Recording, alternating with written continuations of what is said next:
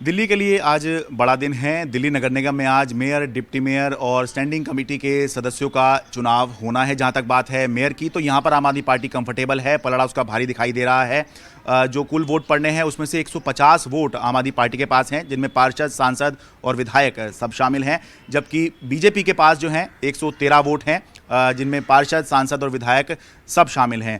तो यहाँ पर पलड़ा आम आदमी पार्टी का भारी दिखाई दे रहा है। डिप्टी मेयर और डेप्यूटी मेयर दोनों ही आम आदमी पार्टी के जीतते हुए यहाँ पर दिखाई दे रहे हैं। लेकिन आम आदमी पार्टी के लिए कल रात मुसीबत तब बढ़ गई जब कांग्रेस ने फैसला किया कि वो इन चुनावों में हिस्सा नहीं लेगी, यानी कि या तो वॉकआउट करेगी या एब्सटेन करेगी, वो इन चुनावों का हिस्सा नहीं बनेगी।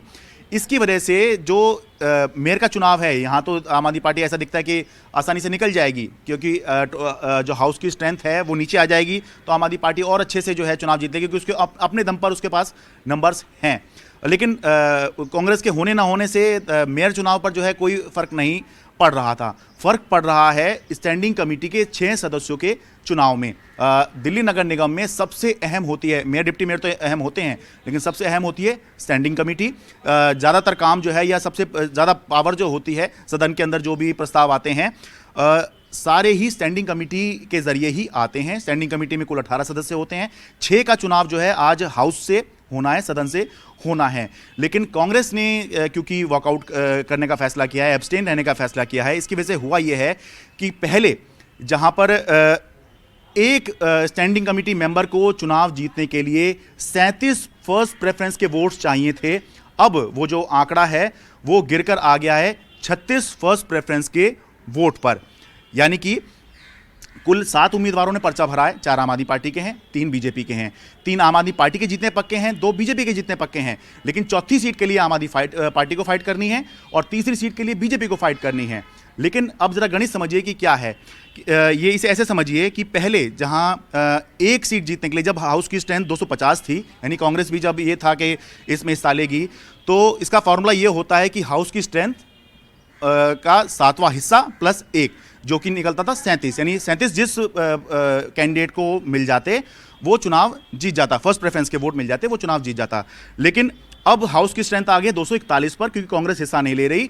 तो अब जो है 36 जो है वोट चाहिए फर्स्ट प्रेफरेंस के चुनाव जीतने के लिए। अब इससे आम आदमी पार्टी कैसे संकट में आ गई है? वो ऐसे आ गई है कि आम आदमी पार्टी के पास 134 पार्षद हैं।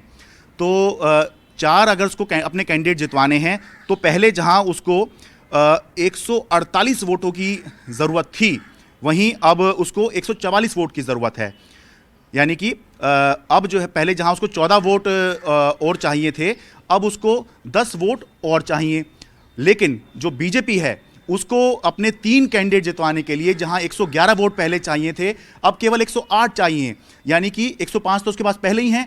अब केवल 3 पार्षदों का इंतजाम बीजेपी को करना है, जबकि आम आदमी पार्टी को 10 का इंतजाम करना है। यानी कि बीजेपी जो है वो अपने तीसरे उम्मीदवार को जितवाने के, या अपने सभी उम्मीदवारों को जितवाने के बेहद करीब है, कम से कम आम आदमी पार्टी से ज़्यादा करीब है।